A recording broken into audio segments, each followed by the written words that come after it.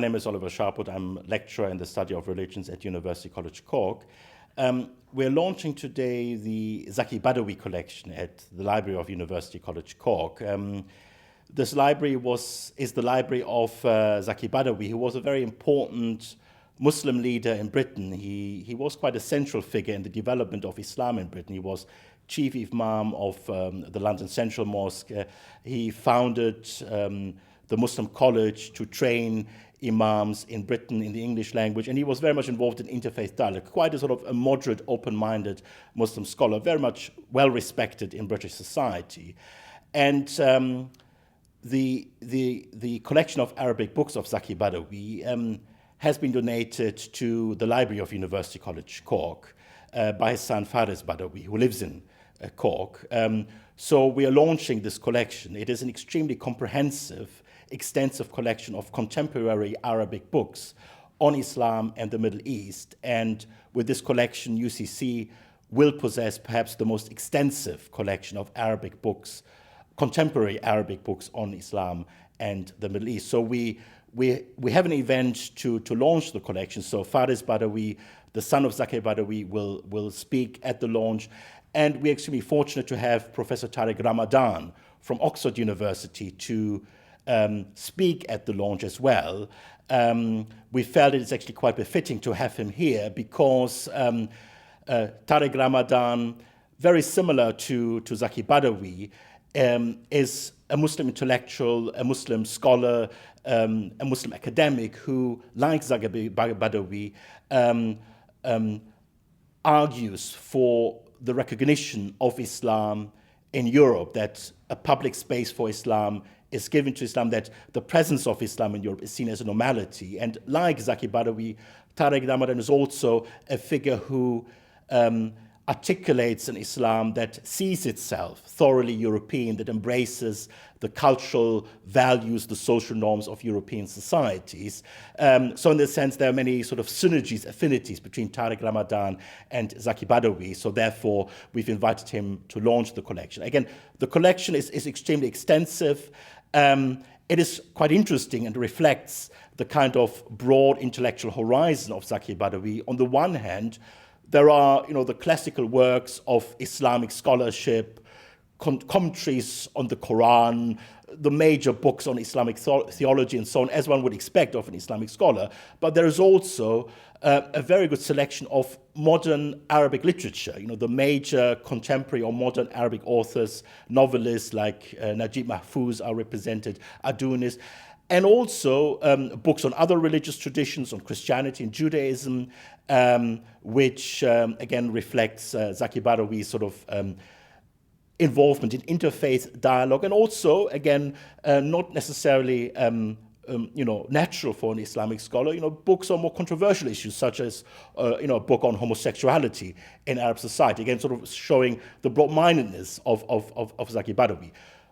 The majority of the books are all in Arabic, so in that sense, the collection will be primarily, if you like, a research facility, and quite a unique research facility for anyone who is interested in Islamic material, in Arabic material. It will be available in the future for the wider public and for researchers. One of the most precious items that is part of the collection is a Quran codex, a Quran manuscript from Nigeria, which was probably written, again, it's a manuscript written by hand in the late 19th century. So it's, if you like, the oldest item that is part of the collection. It is, we think it is from Nigeria. It was given to Zaki Badawi while he was actually teaching at an Islamic college in Nigeria. He lived in Nigeria for a few years in the early 1960s, so it was given to him at that period.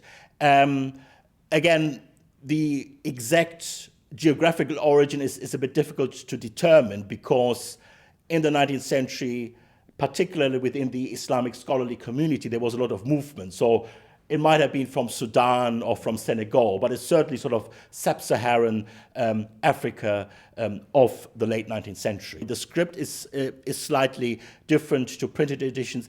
And also, within traditional readings of the Quran, there are 7 canonical readings, which means there are 7 slightly different ways of spelling in the Quran. And the spelling, the reading that we find in this Quran manuscripts is quite typical for Quranic material or Quran manuscripts that one would find in Africa in that particular period.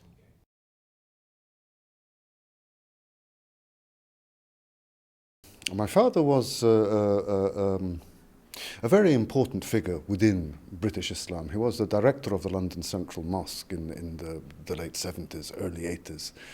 And he was a great proponent of the creation of an entirely, if you will, native or at least rooted in Great Britain Islam. I don't know that he would say that he was anything other than a traditional Islamic scholar. In fact, in many ways, he felt that he was one of the last generations of scholars trained at Al-Azhar who exemplified the tradition of Islamic scholarship going back many centuries, but certainly he felt himself to be very much influenced by people like Afghani and Muhammad Abdu. And in fact, he was trained by students who had studied, or trained by teachers who had studied under Muhammad Abdu.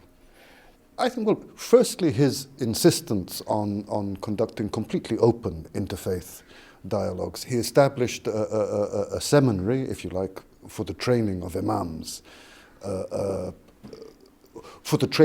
could be completely familiar both with traditional Islamic scholarship and with Western learning, and would be completely au fait with Western culture. He established the Imams and Mosques Council and the Sharia Council to provide a forum for Muslims to be able to conduct their lives according to Islamic principles and according to the provisions of the Sharia.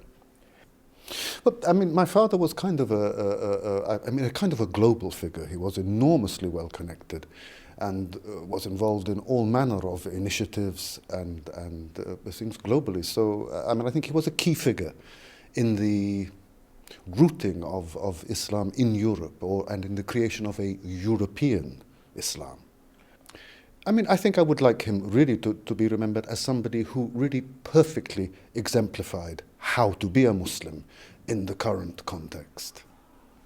As simple as that.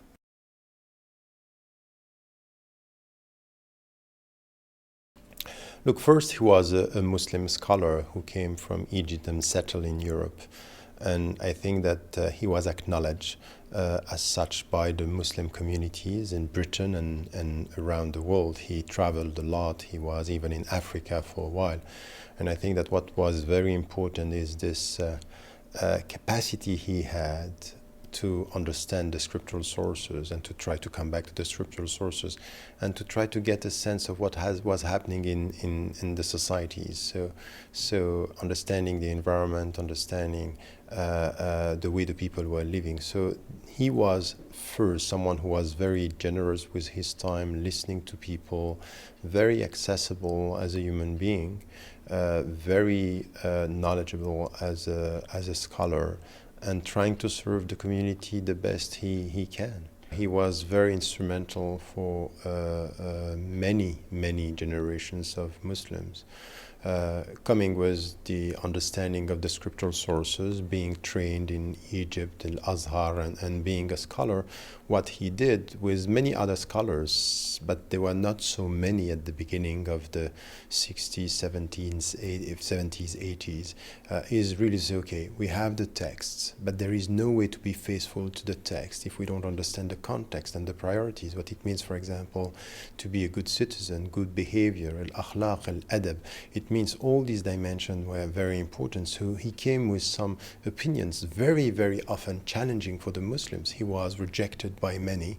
Myself, we were not always agreeing on many things, but we were listening to each other, respecting each other, and he had some views. And this is exactly what the Islamic legislation is all about. It's just open debates on very critical issues. And he was part of this, challenging the communities, challenging the scholars, and trying to get the right answers to very difficult questions. Zaki Badawi, he knew my father and he knew the family. You know, I'm from an Egyptian background, so the first time he met with me, he told me about my family, that he met my father, that he read his books, and then we started to have a relationship on you know, what was my experience as a Muslim scholar. I went back to Egypt, I got the knowledge from there, I came back, and he was one of those scholars I was talking to and listening to get a better understanding. So we had many meetings where he was coming, for example, in interfaith dialogue, we were coming together, and I think that he was very much open, and he had the right voice and the right words, and this is something which is important. You know, when you come from Egypt and you end up in the West, it's not only a question of culture, it's even a question of terminology. Are you using the right words for the people to understand who you are? And he had done that, and I think that this is something which was important. And then within our discussions, sometimes when we were to talk about some, you know, fiqhi issues, jurisprudence, law and jurisprudence, we were to disagree on some positions that he had or I had. We could, you know, disagree on the priorities of our work, but at the end of the day, I think that he was critical in the way he was asking the right questions, pushing the Muslims to think about what was the priorities. And he wanted to do something which was in fact embodied in the Muslim College. It was really to train the people to get something which is, it's all about knowledge. It's not just opinions that you get. You have to be trained, you need to understand the environment. So even your education, your training should be adapted to the environment you live in.